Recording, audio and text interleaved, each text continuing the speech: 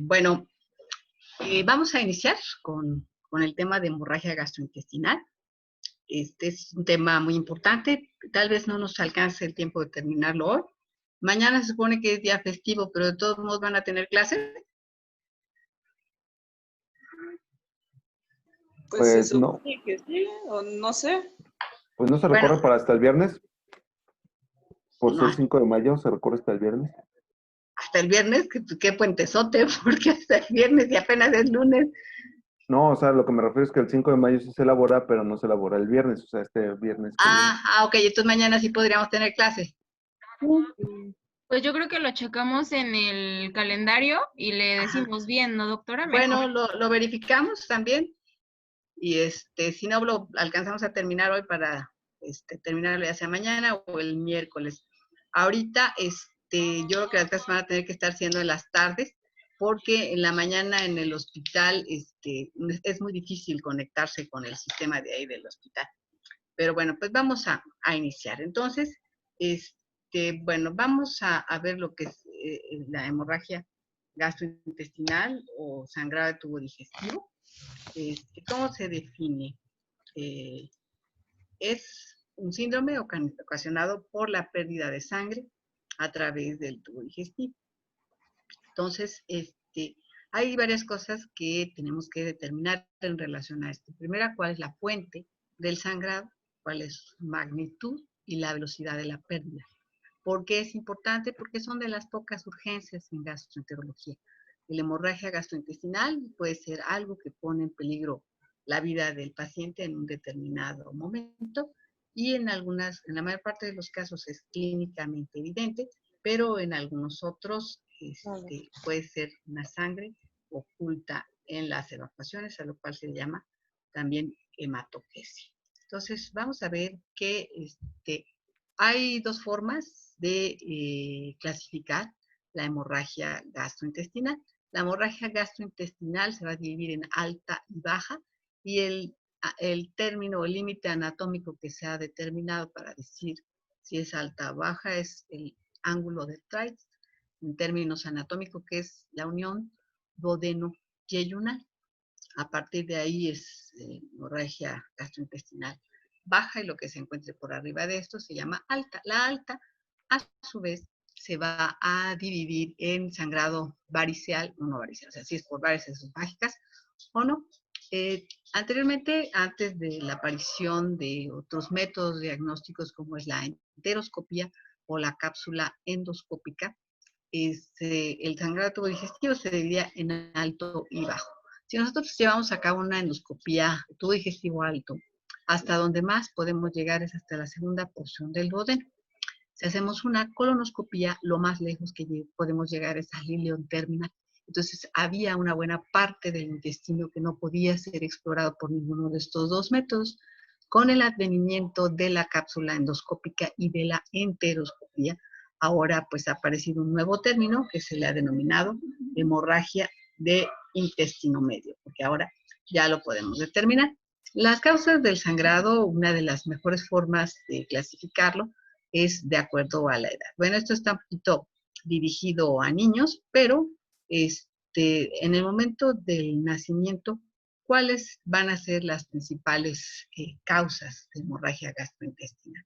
Bueno, tendríamos que decir, bueno, de hemorragia gastrointestinal alta, esofagitis o enfermedades sistémicas como discrasias sanguíneas o la enfermedad hemorrágica del recién nacido producida por la deficiencia o por la no aplicación de vitamina K. El recién nacido puede tener una esofagitis que puede ser iatrogénica, por ejemplo, por la colocación de una sonda, o si es un niño, por ejemplo, grave que está hospitalizado, puede tener una úlcera péptica o duodenal, pero una de las principales causas en un paciente, sobre todo que no está grave, puede ser la alergia alimentaria, la esofagitis alérgica o la colitis alérgica, también las malformaciones vasculares.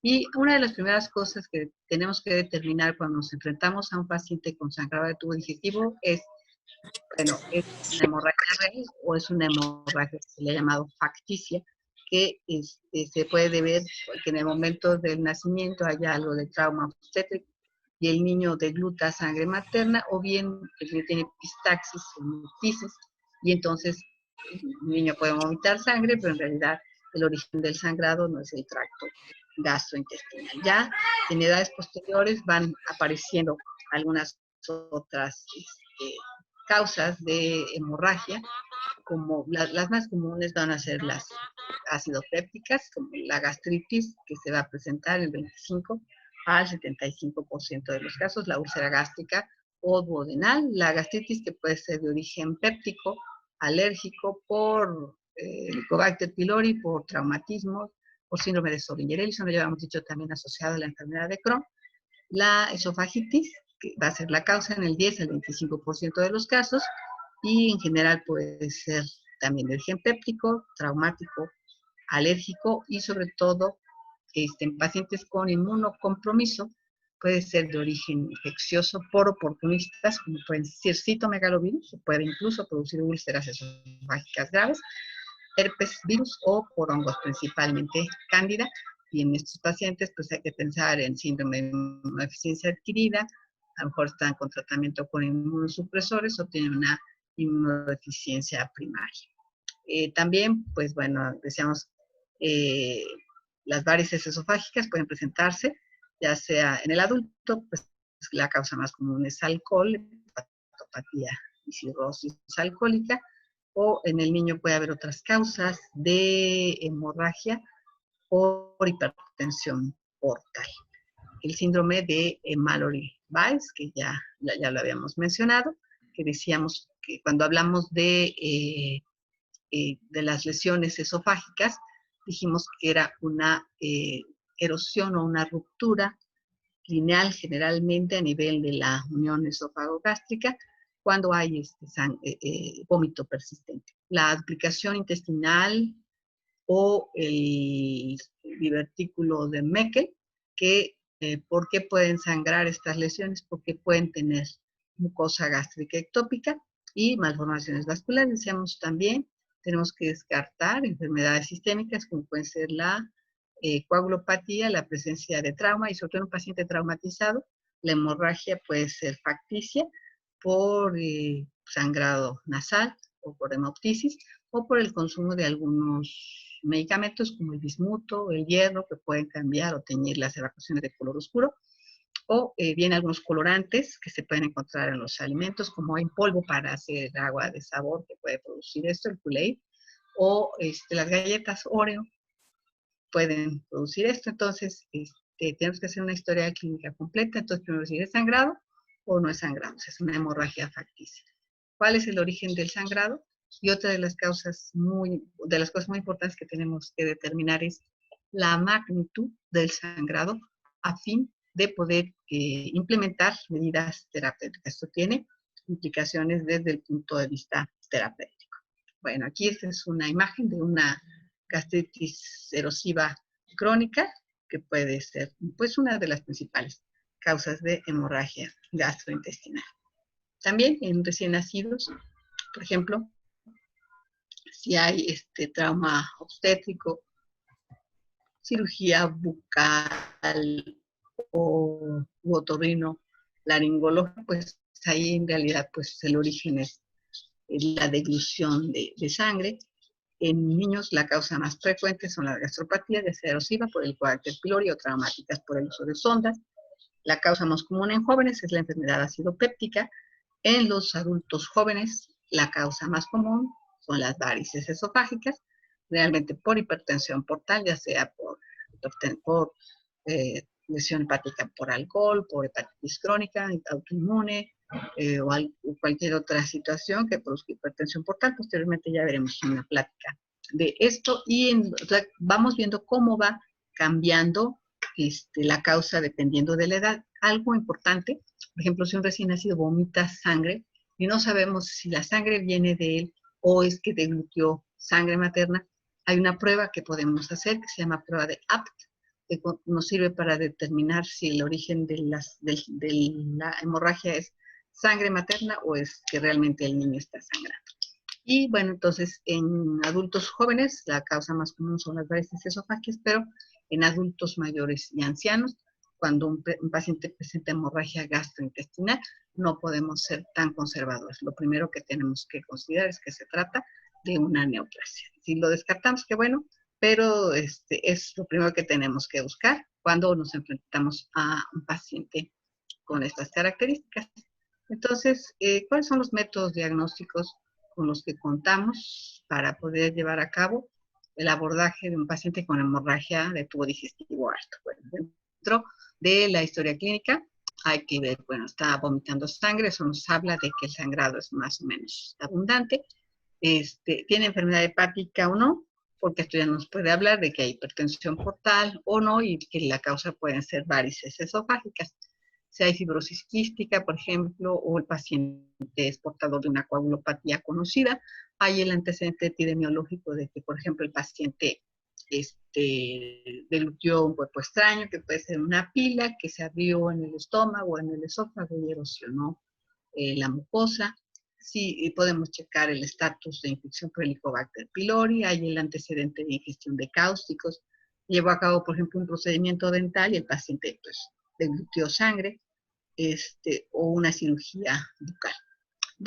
Podemos hacer algunos exámenes de laboratorio que básicamente, pues algunos nos pueden servir para orientarnos al diagnóstico, pero es la razón principal por la que esto se hace es determinar el estado hemodinámico del paciente. Y generalmente se usa el lavado gástrico, principalmente en pacientes que se presenta el sangrado después de un traumatismo. Esto nos ayuda a localizar el sangrado, o sea, nos puede decir si es alto o bajo y qué tan importante es el sangrado o si este sangrado es activo. Nos puede dar un falso negativo si el sitio de sangrado se encuentra lejos del pilo, ¿verdad? Bueno. Anteriormente, antes del advenimiento de la endoscopía, se utilizaban algunos estudios como las angiografías. Sin embargo, para que estas realmente sean orientadoras, se requiere una pérdida sanguínea de más de 0.5 centímetros cúbicos por minuto de sangrado activo. Este método diagnóstico actualmente se reserva ya prácticamente al final, o en pacientes que tengan sangrado activo o crónico, que no se haya identificado el origen del sangrado por algún otro método. Que también, ¿por qué puede ser importante la angiografía? Porque puede tener fines no solo diagnósticos, sino también terapéuticos. En la hemorragia gastrointestinal alta, los estudios con medio de contraste van a tener poca sensibilidad y pueden retardar tanto el diagnóstico como el tratamiento. Se embarra el medio de contraste en las paredes del tubo digestivo alto, no nos permite visualizar las lesiones y en realidad nos va a dar muy poca información. En sangrado tubo digestivo bajo, todavía los estudios varitados podrían tener un papel, pero en el alto casi no. Entonces, ¿cuál va a ser el estándar de oro para el diagnóstico y que también puede servirnos para el tratamiento? Es el estudio endoscópico, que es un estudio sensible, específico y que puede ser terapéutico. Entonces, esto nos permite, aquí estamos viendo el bulbo duodenal, vemos ahí la bilis, que es pues, un sitio frecuente de hemorragia gastrointestinal. Ahí se pueden asentar algunas veces las úlceras, como lo vimos cuando hablamos de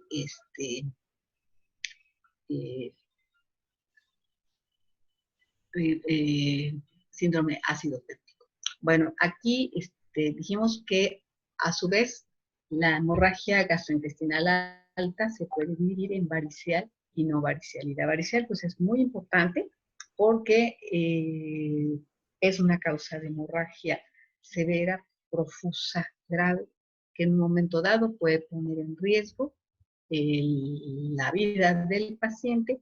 Y bueno, pues aquí vemos uno de los procedimientos tanto diagnósticos como terapéuticos que se pueden hacer con la endoscopia. Por este método, pues primero detectamos las varices y aquí se está llevando a cabo una ligadura de la misma, ¿no?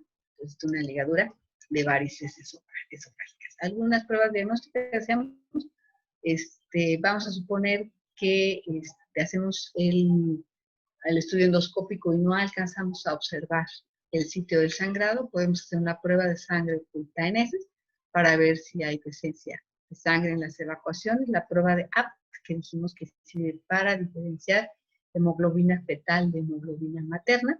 Y los estudios simples, más que los contrastados, sí van a tener un papel.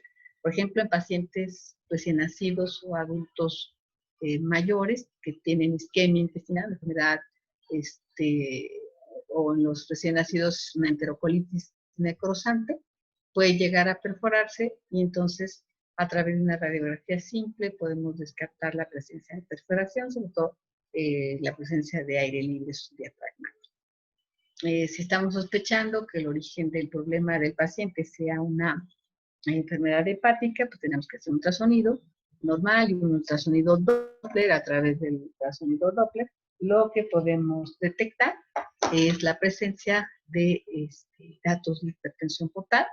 Y los estudios de medicina nuclear también tienen un papel importante en el diagnóstico del paciente con hemorragia gastrointestinal. Hay ocasiones en donde no se hace la endoscopía, no se logra observar el sitio de sangrado, o a lo mejor está un poco más allá de lo que podemos observar con una endoscopía gastrointestinal alta.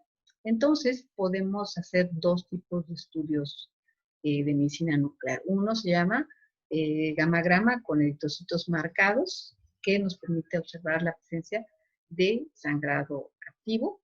Y si se toma una placa tardía a las 24 horas, a veces si el estudio inicialmente fue negativo, se pueden detectar sitios de sangrado intraluminar y se pueden detectar hemorragias tan pequeñas como de 5 centímetros cúbicos, pero pues esto no necesariamente se correlaciona con el sitio de sangrado. O sea, el objetivo del gamagrama sería detectar el sitio de sangrado, y hay otro estudio de medicina nuclear que se puede hacer, es un estudio que se llama gamagrama con tecnesio 99 para búsqueda de mucosa gástrica ectópica. Este tipo de estudio estaría principalmente indicado en pacientes en los que estamos sospechando la presencia de un divertículo de Meckel, cuya localización habitual va a ser el ileón, o en caso de que estemos sospechando una duplicación intestinal, porque cualquiera de estas dos patologías cursa con mucosa gástrica ectópica. Aquí tenemos un estudio de ultrasonido. Y bueno, a veces cuando estamos hablando de paciente con hemorragia gastrointestinal, más importante en un momento dado que hacer el diagnóstico es llevar a cabo las medidas necesarias para mantener la estabilidad del paciente. Entonces, en el momento en que llega un paciente y llega con sangrado activo, hacemos a un lado los métodos diagnósticos. A lo mejor se está muriendo y queremos, no, hay que llevarlo que le hagan una endoscopía, y a lo mejor el endoscopista dice, bueno, sí, se murió de un sangrado por una úlcera, pero, o sea, antes de llevarlo a que le hagan un estudio con fines diagnósticos, pues también se puede hacer una endoscopía de urgencia, pero lo primero es tratar de llevar al paciente lo más estable posible, independientemente del origen del sangrado. Lo que se establece como prioridad es conservar la vida, la volemia y todo el ABC de mantener la circulación, la vía aérea y restablecer la hemodinámica. Entonces, pues hay que analizarlo, hay que, si se puede, en 2 vías permeables, mejor, hay que situarlo en semi-Fowler, hay que estar monitorizando los signos vitales cada 15 minutos para ver si el paciente o llegó chocado o se está chocando, y pues hay que determinar la diuresis horaria, a tomar una gasometría arterial para ver la hematosis del paciente. Y si se puede, pues hay que poner 2 venas permeables.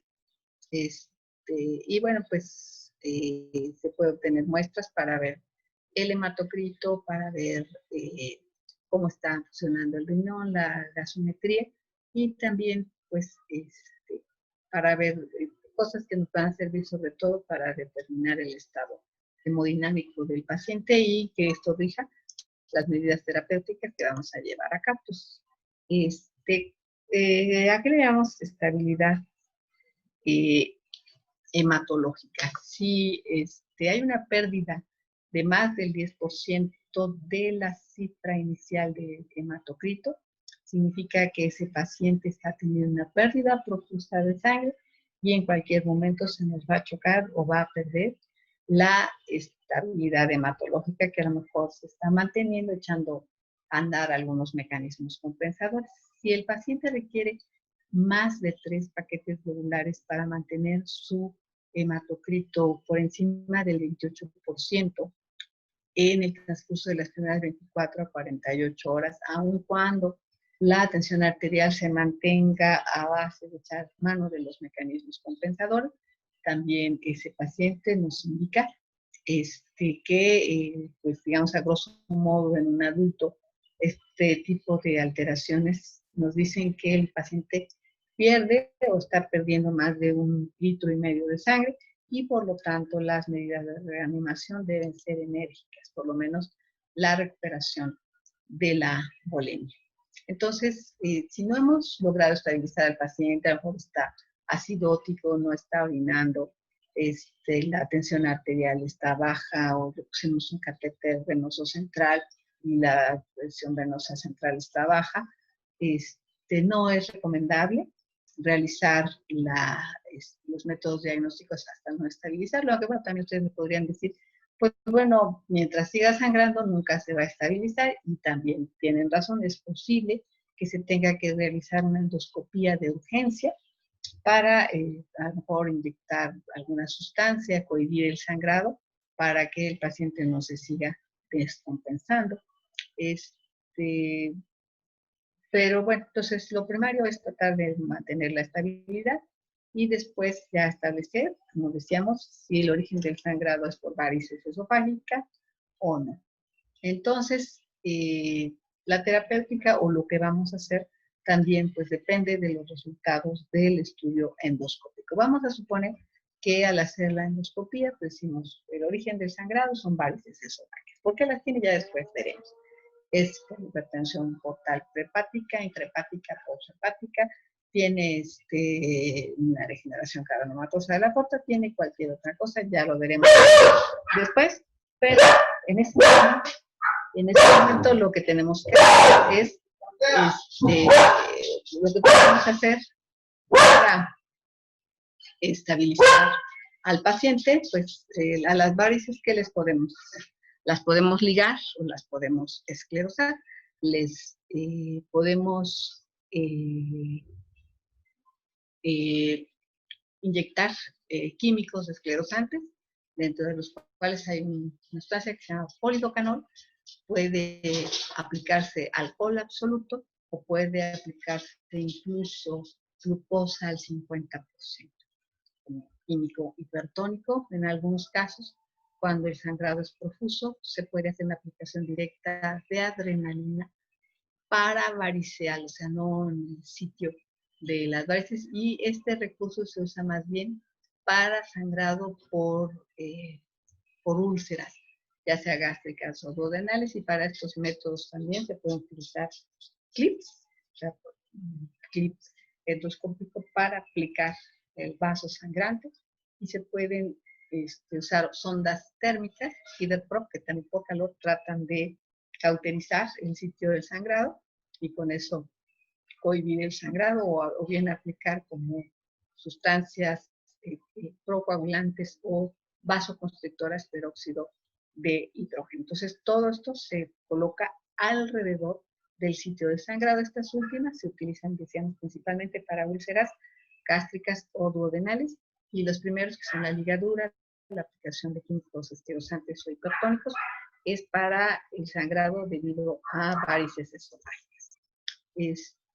También, bueno, hay que estar monitorizando al paciente con estudios de laboratorio de manera secuencial y estar vigilando los signos vitales. Y dentro de los medicamentos, por ejemplo, si el sangrado es un padecimiento ácido péptico, podemos utilizar antagonistas H2, inhibidores de bomba de protones. Estos inhibidores de bomba se pueden aplicar incluso a dosis de 3 miligramos por kilo, que son dosis altas, y se pueden aplicar incluso en infusión. Se ha llegado a utilizar un análogo de la somatostatina, que es el octreotide, ¿cuál va a ser su objetivo? Va a producir una vasoconstricción a fin de inhibir el sangrado activo, puede disminuir la velocidad del sangrado y se aplica dosis de 1 a 3 microgramos por kilo por día, ya sea por vía intravenosa o subcutánea, con un máximo de 1500 microgramos en 24 horas. Si el objetivo de disminuir la velocidad del sangrado no se ha logrado, se pueden hacer incrementos de 0.3 microgramos dentro del rango de la dosis. Este método pues es muy costoso y no ha realmente demostrado que tenga cierta ventaja sobre algunos otros métodos, pero puede ser una de las medidas. Y vamos a suponer que encontramos una úlcera esofágica o una úlcera duodenal o gástrica, pues ahí estaría indicado el uso de los citoprotectores. Ya hablamos del sucralfato cuando hablamos de enfermedad acidopéptica, cómo tiene la capacidad de unirse a las zonas dañadas de la mucosa y formar una especie de escudo protector para que la lesión no siga estando expuesta al ácido del tubo digestivo, o también se puede utilizar el misoprostol. Vamos a suponer que también detectamos en los estudios la presencia de infección por Helicobacter pylori, pues hay que dar tratamiento, aunque en el momento del sangrado agudo, pues probablemente llevar a cabo el tratamiento pues no está indicado en ese momento determinado. Y se pueden usar, decíamos, otros tratamientos endoscópicos como la ligadura, la escleroterapia, la aplicación de clips, las asas diatérmicas, o sea, las ondas de calor, o el argón plasma. Este es un gas que se aplica directamente y está sobre todo indicada en pacientes que tienen malformaciones vasculares o diátesis hemorrágica. Bueno, entonces, vamos a suponer que ya se hizo el estudio endoscópico, se trató de ligar las varices esofágicas, y a pesar de se le puso una infusión de omeprazol, se le dieron todas las medidas para el sostén vital y encontramos que de todos modos el sangrado no se puede controlar. Entonces, en ese caso está indicada la colocación de una sonda que se llama sonda de Saint-Stacking-Blakemore, que tiene 2 globos. Entonces, la indicación es hemorragia aguda incontrolable. Es una medida transitoria en lo que se puede llevar a cabo alguna otra intervención terapéutica o repetirla, por ejemplo, la aplicación de una sustancia esclarecente o de ligadura cuando este método falló previamente. Entonces, tiene 2 balones, una sonda de balones. El primer balón se coloca a nivel del sitio desangrado, se insufla a una velocidad y una presión determinada y no debe dejarse inflado más de 12 a 24 horas. El otro balón va a quedar en el estómago. ¿Cuál puede ser el problema? Que no hayamos colocado bien la sonda y entonces al inflar el globo estemos causando una obstrucción de las vías aéreas, o bien el sitio donde se colocó el globo con el fin de ejercer presión y cohibir el sangrado se puede ulcerar o bien se puede perforar. Pero es, digamos, una de las medidas desesperadas que se utilizan cuando no ha sido posible cohibir el sangrado. Entonces, aquí como vemos, ahí está el balón gástrico, vamos a inflar el balón esofágico y, bueno, el objetivo es ejercer presión y una vez que ya se haya controlado el sangrado, se retira la sonda en 12 a 24 horas y entonces sí, ya vamos a utilizar las otras medidas terapéuticas, ¿verdad? O ya podemos hacer una endoscopia y aplicar alguna sustancia. Existe otro método terapéutico que se le han llamado TIPS, que son las siglas para cortocircuito por intrahepático transjugular ortosistémico. ¿Cuándo está indicado la realización o la aplicación de este tipo de método? Cuando un paciente tiene sangrado por varices esofágicas o asitis refractaria, pero este sangrado es recurrente y puede también mejorar las complicaciones de la hipertensión hipertensión portal, que sería básicamente la citis y la hemorragia varicial. Es una medida terapéutica también transitoria que sirve como un puente en un paciente que tiene insuficiencia hepática grave, en lo que se consigue un trasplante hepático a fin de mejorar sus condiciones y evitar que llegue a fallecer por sangrado gastrointestinal o por una cuestión de este tipo. ¿Cómo se lleva a cabo? Se coloca un catéter a través de la yugular interna derecha. Se va avanzando a través del parénquima hepático, se hace un puente con la vena hepática y el sistema portal y el tracto se va a dilatar y se hace de esta manera el cortocircuito. ¿Cuál es el objetivo? Liberar un poco la presión portal, que tal vez pues, no se logró disminuir con otras medidas terapéuticas y el paciente pues, tiene el riesgo constante de sangrado por varices esofágicas. Entonces vamos a ver una ruta crítica rápidamente de cómo debemos abordar al paciente que tiene hemorragia gastrointestinal. ¿Cómo sabemos que la hemorragia gastrointestinal es alta? Bueno, se va a manifestar por hematemesis o melena. Entonces, lo primero que tenemos que hacer es la evaluación clínica del paciente, ¿no? A lo mejor tuvo un solo evento de sangrado, considerar la edad del paciente para de esta manera hacernos una idea de cuál puede ser la enfermedad subyacente que está dando lugar al sangrado y ver los signos vitales, que esto es algo que nos puede hablar de la gravedad del sangrado. Entonces, hay que estabilizar hemodinámica al paciente, hacer un lavado gástrico y colocar una sonda nasogástrica. Si lo que estamos sospechando es una hepatopatía y que el sangrado sea por varices esofágicas, no hay que colocar sonda. Entonces, vamos a determinar el riesgo, consideramos al paciente de bajo riesgo, aquel que tuvo una hemorragia, ya no está sangrando, hemodinámicamente está estable y no tiene ninguna enfermedad concomitante grave.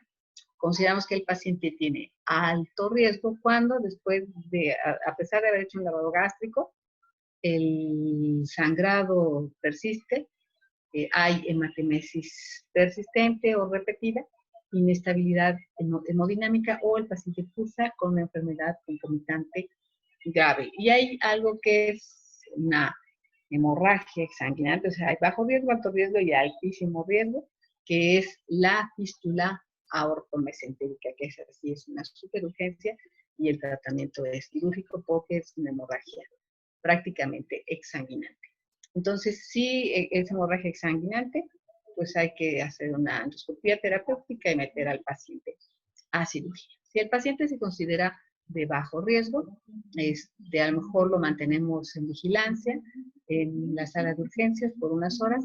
Si ya no sangra, pues hay que mandarlo a su casa, pero si durante su vigilancia reaparece el sangrado, hay que hacer una endoscopia. El paciente de alto riesgo hay que tratarlo en un servicio de urgencias o de cuidados intensivos, hay que hacerle una infusión de inhibidor de bomba de protones o de antagonista H2 y hay que interconsultar al cirujano y llevar a cabo una endoscopía a fin de encontrar el sitio del sangrado, hacer el diagnóstico y si es posible proporcionarle al paciente una medida terapéutica. Entonces vamos a suponer que en la endoscopía encontramos varices sangrantes, hay que llevar a cabo un tratamiento de endoscopia, sea ligadura o aplicación de químicos esclerosantes. O que encontramos una gastritis esofagitis, hay que dar tratamiento con un inhibidor de bomba de protones o antagonista H2 y tratar de determinar cuál es la causa de estas alteraciones, ya sea alérgica, autoinmune, en fin, todas las causas que por Helicobacter pylori, o bien en algunos casos pues es posible que el paciente se desature o alguna situación que haga, o el sangrado es tan importante o está tan inestable que no se lleva a cabo el estudio completo. Entonces hay que estabilizar al paciente, darle infusión de inhibidor de bomba y hay que hacer una nueva endoscopía en 24 a 48. Si en la endoscopía encontramos una úlcera sangrante, una úlcera sangrante, pero después la observamos, tiene una base limpia, hay que darle chance al paciente y hay que darlo de alta, pero si encontramos que hay una hemorragia activa con vaso visible, en donde está sumando pequeñas cantidades de sangre, pues aquí hay que hacer aplicación de una sustancia para ulcerosa en el sitio del sangrado, ¿de acuerdo? Vamos a suponer que la úlcera muestra un coágulo así ya bien formado, entonces se vigila por 3 días. Si no vuelve a sangrar, ya se da de alta, significa que esta úlcera está cicatrizando o que el sangrado se ha controlado, pero si la hemorragia continúa o recidiva, pues hay que, cada vez, gracias al advenimiento de los medicamentos como los inhibidores de bomba de protones y a los recursos endoscópicos, cada vez es menos frecuente que el paciente con hemorragia gastrointestinal requiera tratamiento quirúrgico, pero hay un pequeño porcentaje de casos que sí llegan a requerirlo. Vamos a suponer que el sangrado es por varices esofágicas, pues podemos iniciar una medida terapéutica, como puede ser octrótido o hacer una escleroterapia. Se logra el control del sangrado, entonces pues, hay que continuar el tratamiento electivo. Si el origen de las varices esofágicas es una lesión hepática, vamos a suponer que ya es un paciente que hay una escala de evaluación de la insuficiencia hepática que se llama escala de Child. Si es A o B, se hace una cirugía derivativa. Si no se logra el control del sangrado por estos tratamientos, además de la ligadura de varices esofágicas, se hace una escleroterapia de control. No se logra el control del sangrado y el paciente es Child A o B, se hace una cirugía derivativa. Si es B o C, se deben colocar tips. ¿De acuerdo? Bueno, esto es lo que se refiere a hemorragia gastrointestinal alta. ¿Alguna duda hasta aquí? No, doctora, muchas gracias. No, Todo doctora, perfecto. gracias. ¿Todo en orden? Bueno, entonces, lo dejamos aquí. Si es posible tener clase mañana, me avisan, por favor. Puede ser en cualquier horario, pero el miércoles sí tendría que ser ya en la tarde, porque les decía que ahí la señal en el hospital es muy complicado. Pero si se puede mañana, puede ser en cualquier horario. Pónganse de acuerdo ustedes y les pido por favor que me avisen. ¿De acuerdo? Sí, Sí, doctora, doctora. gracias. Bueno, cuídense mucho. Hasta luego, Estamos en doctora. Sí, contacto. doctora. Hasta Que luego. estén bien. Gracias, hasta luego. Hasta luego. Hasta luego.